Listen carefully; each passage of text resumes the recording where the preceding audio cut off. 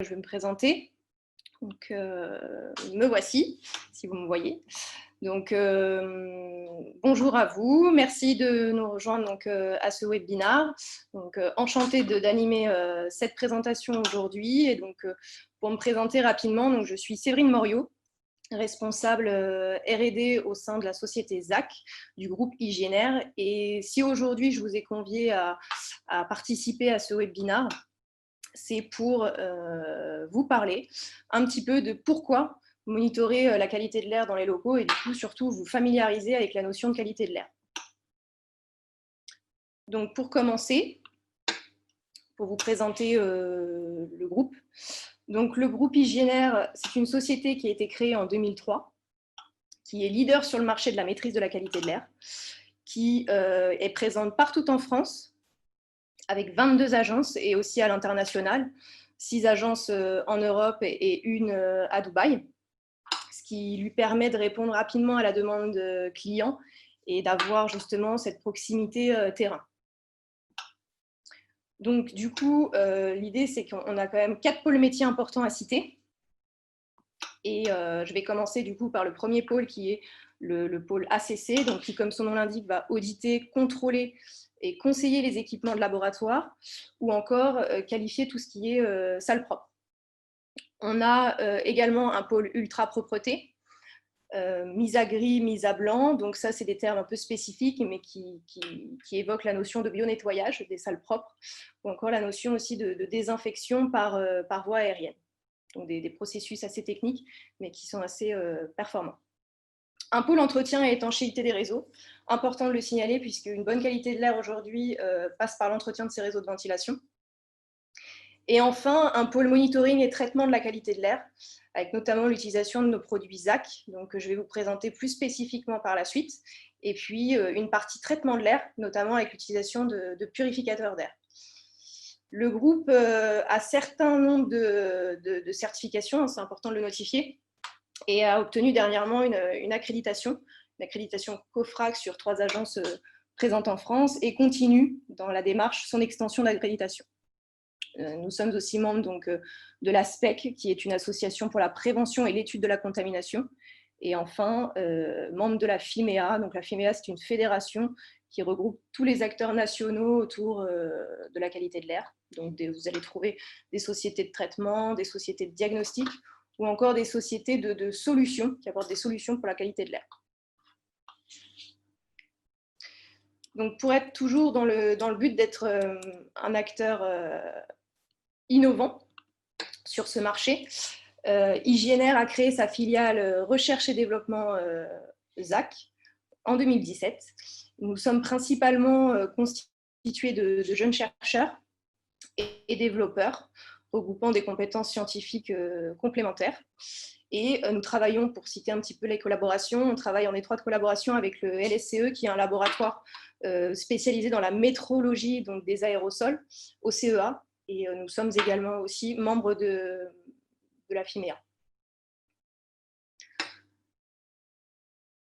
Donc pour continuer un petit peu sur cette partie présentation, le développement finalement du groupe aujourd'hui, donc Hygiénaire et via aussi cette société, donc ZAC que je viens de vous présenter, on est en perpétuelle croissance puisque finalement la prise de conscience et l'intérêt de mesurer, qualifier l'air sont grandissants, notamment avec le contexte exceptionnel qu'on vit aujourd'hui. Et l'idée finalement d'organiser ce webinaire, c'est de vous présenter pourquoi s'intéresser à l'air qui nous entoure. Et en effet, c'est quelque chose qui n'est pas palpable et qui n'est pas, qui est un petit peu abstrait pour la plupart des gens et qui pourtant soulève bien des problématiques. Et finalement, qu'est-ce qu'on peut trouver? Pourquoi s'intéresser à la qualité de l'air? Donc finalement, qu'est-ce qu'on y trouve? On va y trouver des polluants dits naturels. Donc, comme cité, on va trouver des bactéries, des virus, des allergènes, tout un tas de polluants finalement auxquels l'homme fait face depuis des milliers d'années. Et puis, on a des polluants chimiques, ou des polluants en tout cas de manière généralisée, qui sont produits par l'homme, notamment avec tout ce qui est secteur industriel, les véhicules, déplacements ou l'utilisation de produits chimiques. quand on, par exemple, une activité de ménage ou des activités de travaux. Donc, de manière générale, en fait, ce qui est important de noter quand même, c'est que on est, je pense que vous l'êtes tous, on est un petit peu sensibilisés par les médias à la pollution de l'air extérieur. Mais, et puis, on raisonne surtout intérieur. On est dans l'habitat, on est dans le confort, on est dans le côté sécurité. Mais au final, on est plus, c'est plus malheureusement des idées un petit peu reçues. Et du coup, ce que je voulais vous présenter après, c'est le côté qualité de l'air intérieur. Et si on surfe un petit peu sur Internet et qu'on regarde un petit peu, qu'on tape des mots-clés comme qualité de l'air, qu'est-ce qu'on y trouve? On y trouve des choses clés, notamment des choses qui sont évoquées par l'OMS, donc l'Organisation mondiale de la santé, qui va dire que finalement l'air intérieur est 5 à 10 fois plus pollué, que finalement on y passe aussi 80% de notre temps dans les bâtiments. Et peut-être que c'est une notion que vous connaissez, le côté un peu éco-énergétique. Les bâtiments aujourd'hui sont de plus en plus éco-responsables et prennent pas toujours en considération la notion de qualité de l'air. Et c'est quand même super important de le notifier, puisque finalement on se retrouve dans des espaces confinés, on se retrouve dans des espaces finalement exposés à une pollution invisible, avec un cocktail de polluants et qui peut avoir un fort impact sur la santé des occupants. Et en effet, si on peut parler un petit peu chiffres, la pollution de l'air intérieur est responsable, donc en France, de 48 000 décès par an. Et puis si on parle un peu coût, le Sénat a chiffré 101 milliards d'euros quand même de coûts annuels de la pollution de l'air en France, soit, pour vous parler un petit peu, c'est 2 fois plus que le tabac qui coûte 47 milliards. Pour illustrer un petit peu le côté, un environnement qui peut vous être familier, donc un espace bureau, on peut justement notifier plein de sources de pollution possibles. Donc ça passe par les occupants, leur activité au sein d'un bureau, par exemple. On prend une personne qui va utiliser une colle ou liée à son activité de bureautique. Donc on va avoir ce qu'on appelle l'émanation de certains composés organiques volatiles.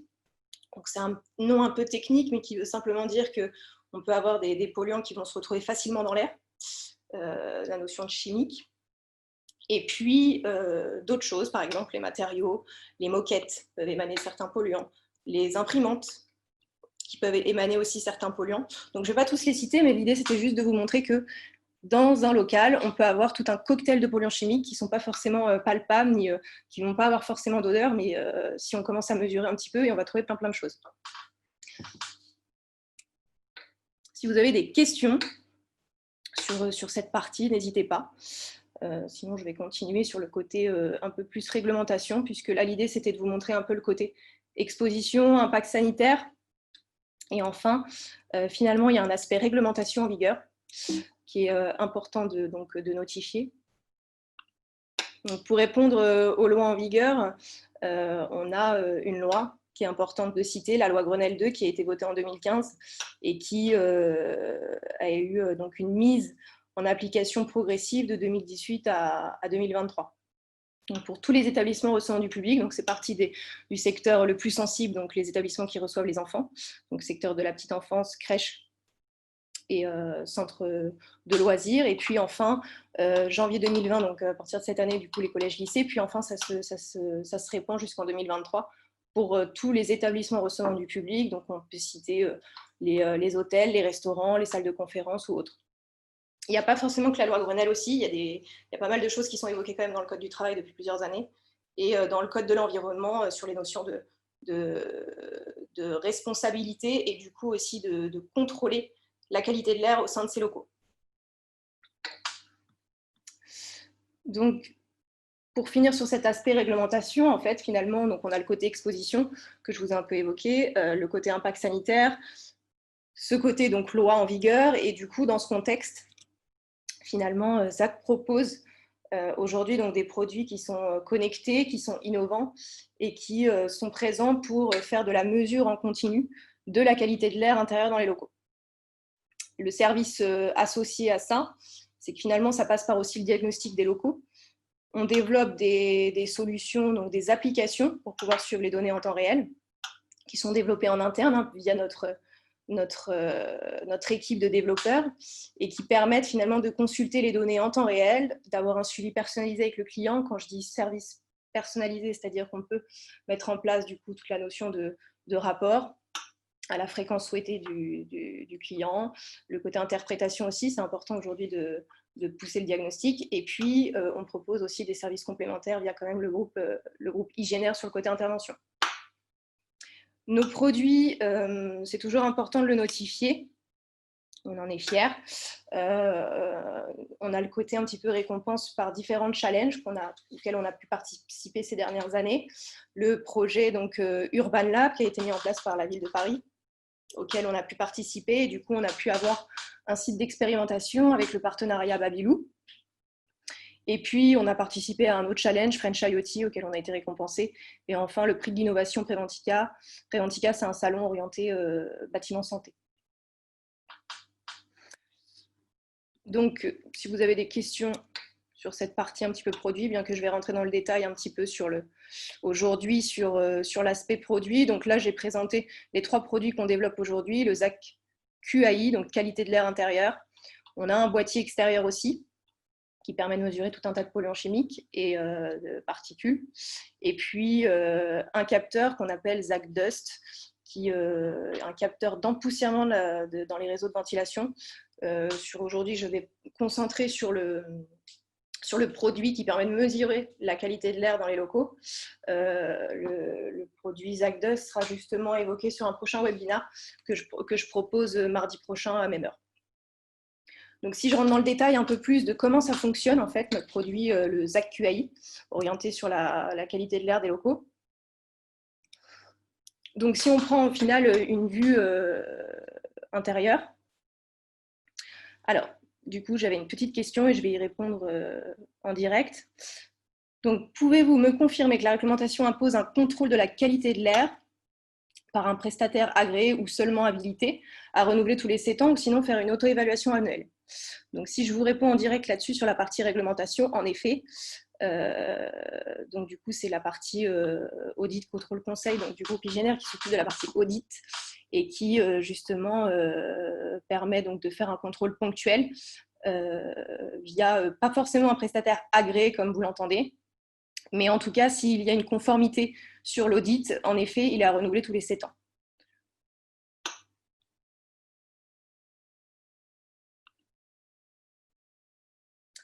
Donc, je continue sur l'aspect produit. Donc finalement, on va avoir tout un panel de polluants qu'on va pouvoir mesurer. Donc j'attire votre attention d'abord sur le côté un petit peu paramètres de confort qui est important à citer, qu'on mesure par défaut. Donc tout ce qui est température, hygrométrie, pression atmosphérique. Ensuite, on va avoir tout ce qui est capteur orienté particules fines. Donc c'est ce qu'on appelle les polluants physiques. Donc on a un capteur dédié pour mesurer différentes tailles de particules. Donc, plus communément, on les appelle comme c'est notifié PM1, PM2,5, PM10. C'est juste pour notifier les tailles de particules, donc du 1 micron au 10 microns. Donc, c'est des tailles très, très fines qui peuvent être dangereuses pour l'organisme. Justement, plus c'est petit, plus ça pénètre assez loin dans les voies respiratoires. Donc, ça, c'est pour la partie polluant physique. Et puis après, derrière, on a la partie polluant chimique. Donc, on va mesurer différents composés. Donc, si je commence le premier qui est, on va dire, le plus classique, on a donc le dioxyde de carbone, le CO2. Du coup, on est sur forcément mesurer en direct du coup la présence humaine en fait, parce que le CO2 c'est quoi? C'est ce qu'on expire. Donc, c'est important. J'ai une petite question. Agissant en qualité de prescripteur de solutions d'isolation, comment sensibiliser nos clients à la qualité de l'air intérieur? Alors, en qualité de prescripteur, du coup, l'idée, c'est de sensibiliser les clients. Comment les sensibiliser? Ce qui est important, en tout cas, c'est de prendre en considération, d'un point de vue global, l'aspect bâtiment. Il faut informer, il faut communiquer sur ce sujet, puisque la qualité de l'air, au final, comme ce n'est pas palpable, les gens pensent isolation, pensent surtout sur le côté infrastructure du bâtiment. Et finalement, de ne pas avoir un entretien sur cette partie isolation ou entretien des réseaux, finalement, la qualité de l'air est une conséquence, enfin en tout cas une mauvaise qualité de l'air est une conséquence du manque d'entretien potentiel sur le bâtiment. Donc voilà, en fait, dans ce sens, comment je sensibiliserai aussi, Ça peut être une introduction un peu orientée comme ça, et avec des mots-clés, des choses de la vie courante qui peut un peu marquer les esprits sur l'aspect qualité de l'air. Donc, je continue sur la partie présentation des polluants chimiques. Donc, on continue sur le côté COVT. Donc, COVT, c'est quoi? Ça veut juste dire composés organiques volatiles totaux. Donc, c'est un petit peu tous les polluants chimiques qui se retrouvent, comme son nom l'indique, volatiles, donc présents dans l'air très rapidement. Je peux prendre le cas, par exemple, du dissolvant. On va avoir une odeur, dès qu'on va ouvrir une bouteille, on va avoir une odeur caractéristique parce que c'est très volatile et du coup, on va vite le sentir. Donc ça, par exemple, c'est ce qu'on appelle un composant organique volatile.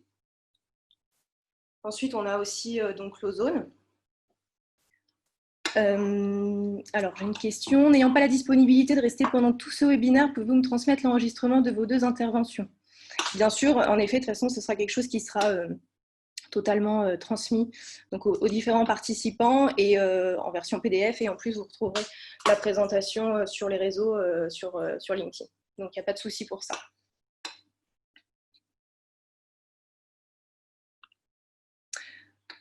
Alors, si je continue, pour finir sur la partie polluants chimiques, donc on a l'ozone aussi également, qui est important à mesurer. Pourquoi? Parce que c'est quelque chose qui est présent dans les locaux via du matériel en fait, qui peut être vieillissant, notamment, je pense, aux imprimantes, aux télécopieurs, aux scanners. Donc, c'est des choses qui sont on ne pense pas forcément, mais que par des publications scientifiques montrent que finalement, en vieillissant, il y a des émanations d'ozone. Où l'ozone, en fait, je ne vais pas rentrer dans le détail, mais d'un point de vue chimique et purement réaction chimique, j'entends, l'ozone peut être créé à partir d'autres polluants chimiques, puisque comme j'essayais un peu de vous montrer, c'est que l'air, finalement, c'est tout un cocktail de polluants, et du coup, tous ces mélanges peuvent créer de l'ozone. On a une cascade de réactions chimiques, et sans rentrer dans le détail, c'est assez complexe, même les gens qui sont spécialisés dans ce domaine, des choses sont encore un peu compliquées, complexes à comprendre. Pour continuer sur l'aspect toujours polluant chimique, donc on a aussi le dioxyde d'azote. Alors en intérieur, finalement, on peut le retrouver parce qu'on est à proximité de trafic routier, parce que globalement, ce qu'on appelle donc communément le NO2 en formule chimique, dioxyde d'azote, on va le retrouver émané par rapport aux véhicules, au trafic routier. Et enfin, le monoxyde de carbone, peut-être que vous en avez sûrement entendu parler, mais c'est quelque chose qui est mortel pour l'homme en plusieurs minutes à des hautes concentrations. Donc, important de le mesurer, c'est quand même obligatoire.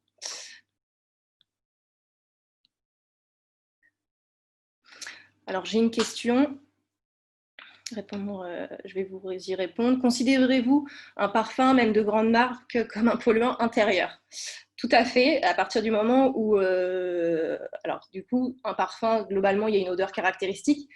S'il y a une odeur caractéristique, ça veut dire qu'il y a quand même quelque chose qui est présent dans l'air et qui finalement, c'est une particule chimique. Alors forcément, après, à des faibles concentrations, ça ne va pas être forcément nocif pour l'homme, mais ça fait quand même partie, c'est un polluant intérieur. On peut le caractériser comme ça, tout à fait.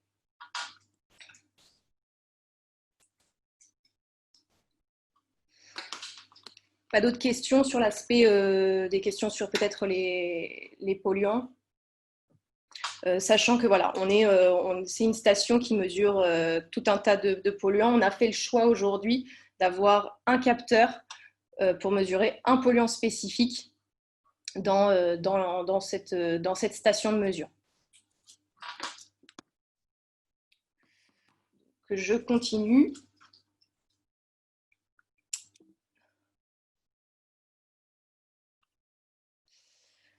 L'installation, je voulais l'évoquer, l'installation est facile, c'est-à-dire que ce qui nécessite aujourd'hui ce boîtier, c'est d'avoir une alimentation de 120. Principalement, on l'installe au mur parce qu'on le place à une hauteur humaine, c'est-à-dire 1,80 m, 2 m maximum.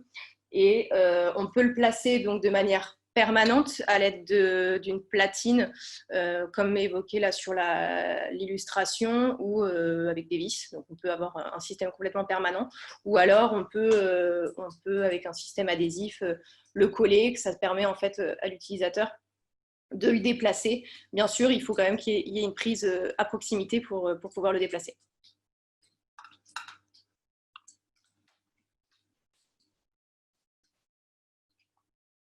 Alors, j'ai quelques questions. Vos capteurs sont-ils tous étalonnés et quelle est la fréquence de vérification et la durée de vie?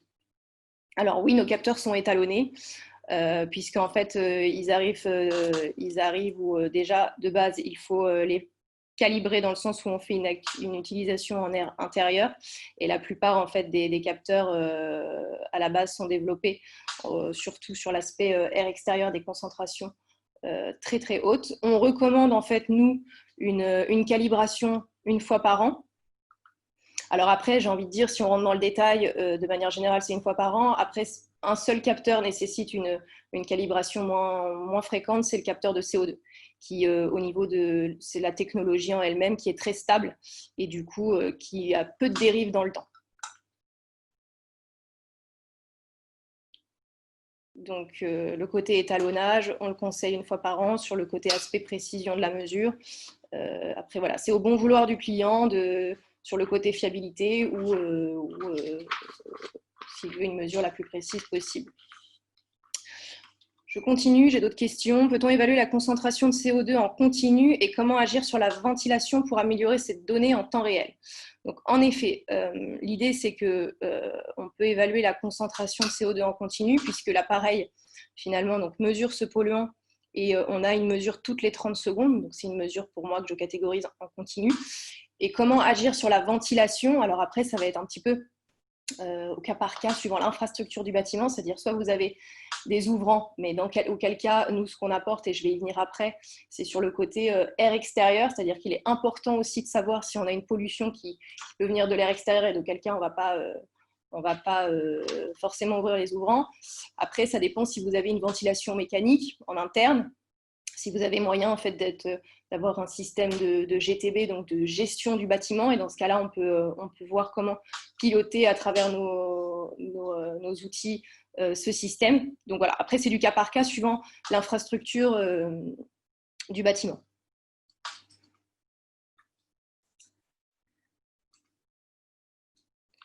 Ok. Ensuite, je continue les questions. Est-ce que votre produit est anti-vandalisme ou faut-il les protéger? Et dans ce cas, quelles contraintes de cette protection pour ne pas perturber les mesures pour un usage en hôpital psychiatrique? Alors, est-ce que votre produit est anti-vandalisme? Alors, j'ai envie de vous dire oui, parce que finalement, enfin, nous, on n'a jamais eu de souci de boîtiers qui ont pu être volés ou autres. Tout simplement parce que, bon, vous le voyez visuellement sur notre présentation, c'est un outil communément où les gens peuvent l'associer à une box Wi-Fi ou juste à un appareil qui peut permettre d'avoir du réseau. Et ça sert justement parce qu'il y a certaines personnes, quand ils le placent sur un bâtiment, pour éviter aussi la notion de créer un environnement anxiogène pour les usagers. Finalement, on est assez content que notre appareil visuellement fait un peu office de présenter le côté un peu box connecté. Donc anti-vandalisme, oui. Après, on peut le placer toujours hors d'atteinte, hein, c'est à réfléchir. Ça dépend aussi de la contrainte du bâtiment. Et puis, dans ce cas, quelles contraintes voilà. Donc après, je pense que l'usage en hôpital psychiatrique est tout à fait envisageable. Il faut juste voilà, bien regarder quelles sont ces contraintes et puis on peut s'adapter complètement au positionnement, sans souci. Je continue les questions. J'ai une dernière question. Bonjour. Comment convaincre un client de réaliser les COVT, donc les composés organiques volatiles totaux, au lieu de partir sur 2 ou 3 molécules dans la longue liste des COV? Alors, c'est une très bonne question. En effet, aujourd'hui, réaliser les COVT, et nous, c'est comme ça qu'on approche aussi par rapport aux clients, c'est-à-dire qu'en effet, la liste est très, très longue. Il y a des milliers de polluants chimiques avec des valeurs à respecter qui sont très différentes.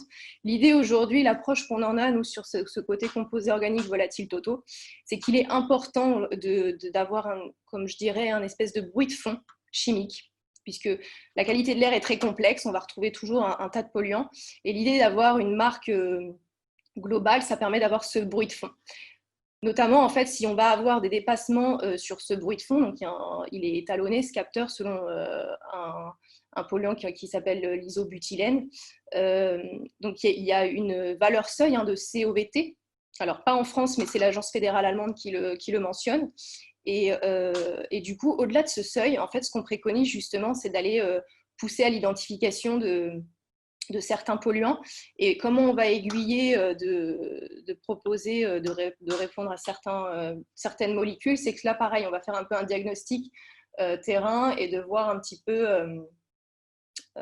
qu'est-ce qu'il peut y avoir comme problématique. Je pense par exemple, s'il y a un aéroport à côté, on peut avoir forcément la présence de kérosène, donc on va aller cibler plutôt ces polluants chimiques-là. Enfin, voilà. Après, c'est un peu du cas par cas en fonction de la typologie du bâtiment, ce qu'on a autour, l'environnement, on le prend en considération. Et du coup, quand on a ces dépassements de seuil de COVT, suivant l'infrastructure et où il est positionné, ce bâtiment, on va pouvoir vous orienter sur justement aller pousser à l'identification en direct avec des polluants spécifiques.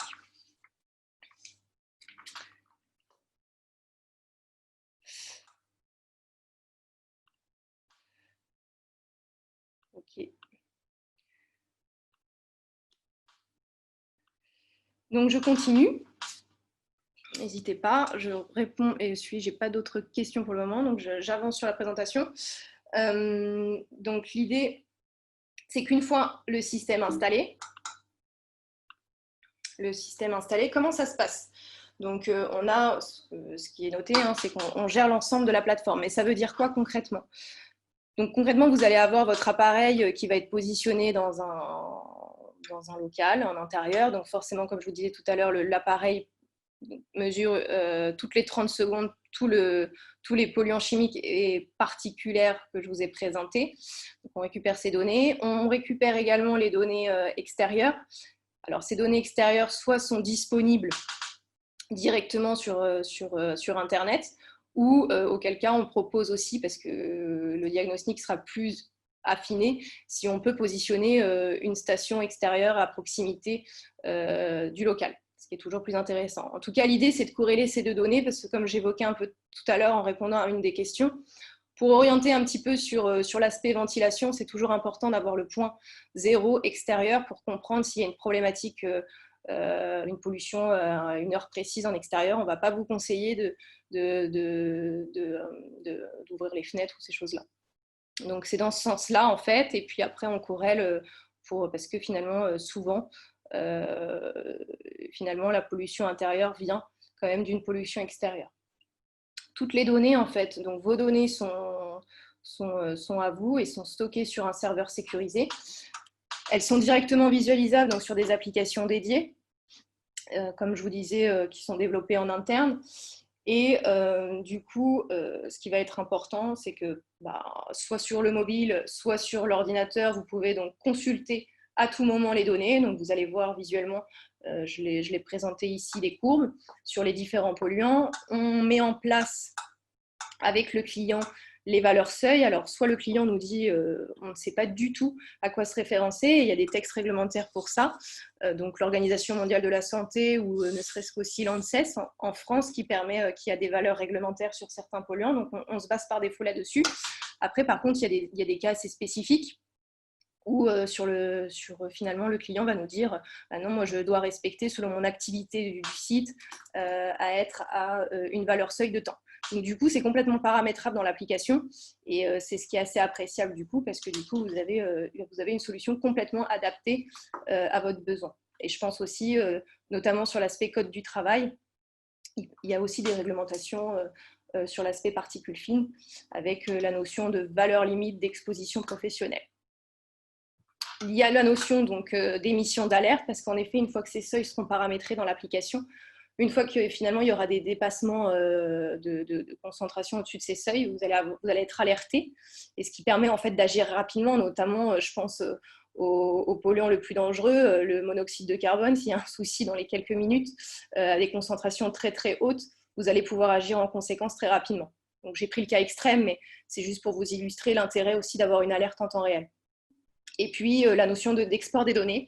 Donc, vous pouvez exporter vos données, ce qui est aussi important, parce que du coup, quand vous devez avoir de la donnée opposable ou présenter lors d'un comité des résultats sur la qualité de l'air de votre site. C'est toujours important de pouvoir les avoir sous la main. Et puis, j'attire votre attention sur le côté personnalisation du capteur. Ce que je veux dire par là, c'est qu'on a des clients qui veulent mesurer uniquement les particules fines ou particules fines et certains polluants chimiques. L'intérêt, c'est qu'on propose un boîtier aujourd'hui avec les capteurs nécessaires. Donc, on a une solution qui est flexible et ça plaît. C'est quand même intéressant de pouvoir, donc, à la demande, avoir par rapport à son besoin uniquement les capteurs qui sont importants pour la situation. Donc, j'ai une autre question. Peut-on intégrer des seuils selon la réglementation de chaque pays afin d'obtenir des alertes automatiques? Donc, la réponse est oui. En fait, on a, suivant les réglementations, donc je pense par exemple à la Belgique, où eux, ils ont une réglementation propre aussi à eux. Donc, l'intérêt, comme je disais, c'est que comme l'application est développée chez nous, toutes les notions d'alerte paramétrable, de valeur seuil, on peut finalement obéir à toutes les réglementations de tous les pays finalement. Donc ça, c'est pas un souci sur cette partie réglementation, il n'y a aucun problème.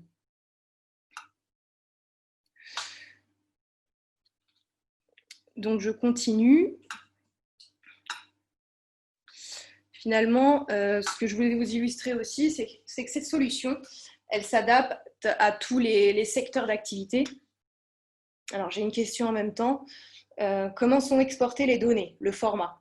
Aujourd'hui, les données, elles sont directement visualisables et exportables en PDF. Ou nous, aujourd'hui, parce que les clients sont plus friands d'avoir un rapport avec une interprétation, donc on fournit les CSV. Après, j'ai envie de dire, c'est à la demande du client. S'il les veut directement au format CSV et qu'il veut les avoir sous ce format directement, c'est pas un souci. Donc en fait, CSV ou donc format Excel, hein, ou directement en PDF si on a besoin d'avoir une visualisation de cours.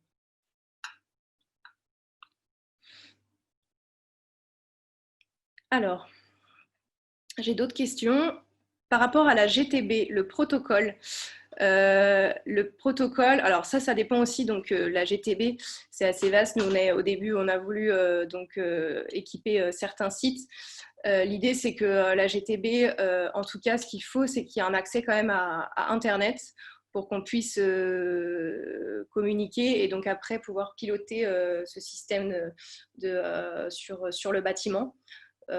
Après, rentrer dans le détail du protocole, je ne suis pas forcément spécialisée, je ne sais pas ce que vous entendez par protocole, mais en tout cas, ce qu'il faut, parce qu'il y a beaucoup de GTB sur le marché. Donc après, on s'adapte en fonction, bien sûr, mais l'important surtout, le point d'honneur, j'ai envie de dire, c'est qu'il faut qu'il y ait une connexion de la GTB à Internet. Après, derrière, c'est ce qui est le plus simple pour pouvoir avoir la solution tout de suite et rapidement. Après, tout est discutable. Alors, oui, du coup, protocole KNX, Modbus et BACnet, en effet, donc c'est des protocoles classiques auxquels on a fait déjà face. Donc, ça, c'est des choses où on a l'habitude de traiter sans problème.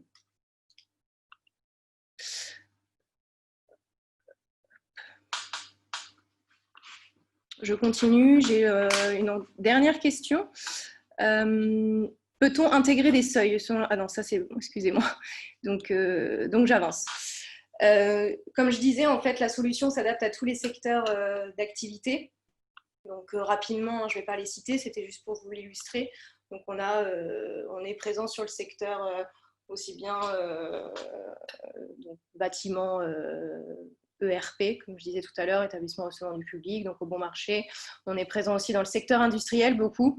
Donc Sanden, qui est un équipementier automobile, production chaîne de production d'équipements, ou encore le secteur de la petite enfance, les crèches Babylou au sein aussi de la commune où on est implanté, à Achères, secteur pharmaceutique, ou encore le secteur, pas mal les cabinets dentaires aussi, notamment avec ce que nous traversons un petit peu aujourd'hui, où ils sont assez intéressés de par leur activité justement à monitorer la qualité de l'air.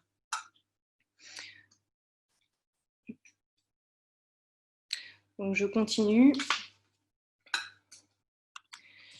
L'idée aujourd'hui, notre objectif en tout cas, et ce que j'aimerais vous sensibiliser là-dessus aussi, c'est que accompagner le client, c'est notre démarche globale, dans le sens où on a nos produits, donc que je vous ai présenté, j'espère au mieux. Après, l'idée, c'est qu'on apporte à travers ces produits un diagnostic complet, donc à travers la mesure de la pollution, à travers le traitement des données et l'analyse qu'on peut en faire, donc visualisation en temps réel complètement paramétrable, et puis derrière les missions de rapport qu'on vous fait personnaliser selon votre besoin.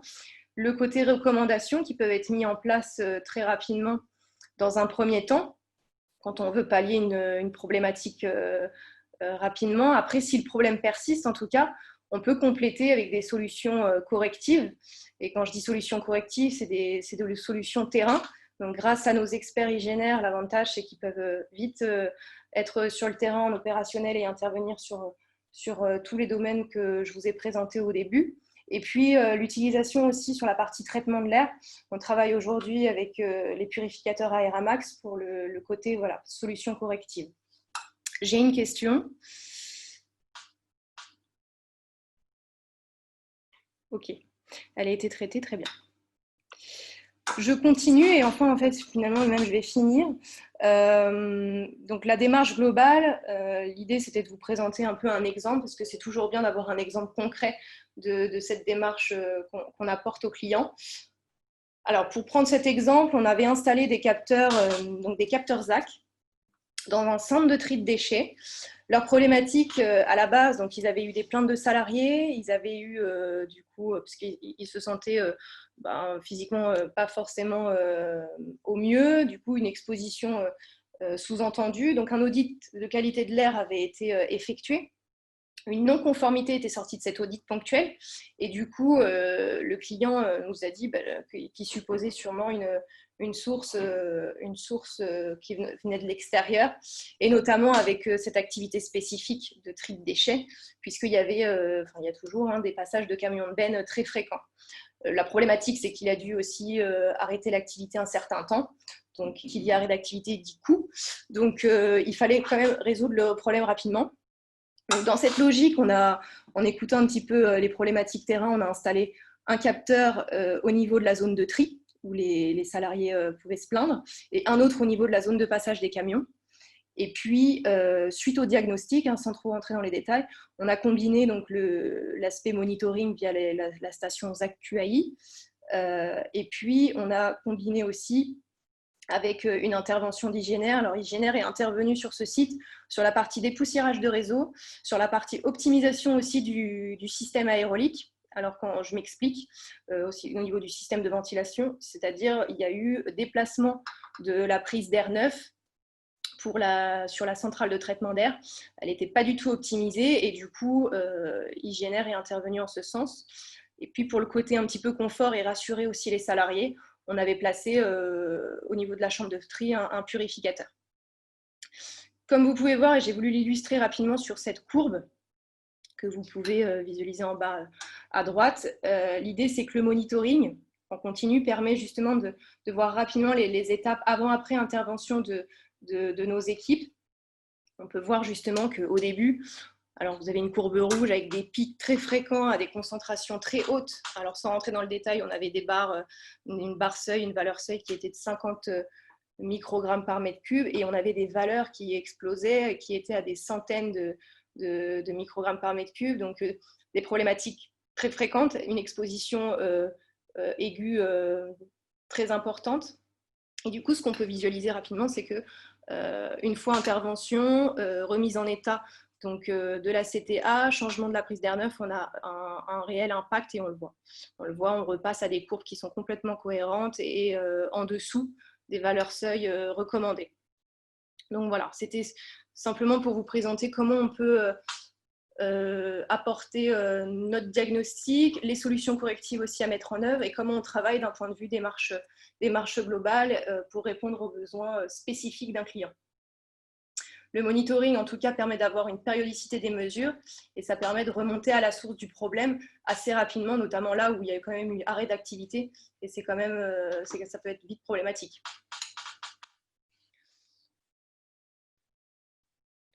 Donc voilà, c'est ma dernière slide. Si vous avez des questions, n'hésitez pas. Donc, merci de votre attention. Vous trouverez donc mes coordonnées ici sur cette slide pour toute question.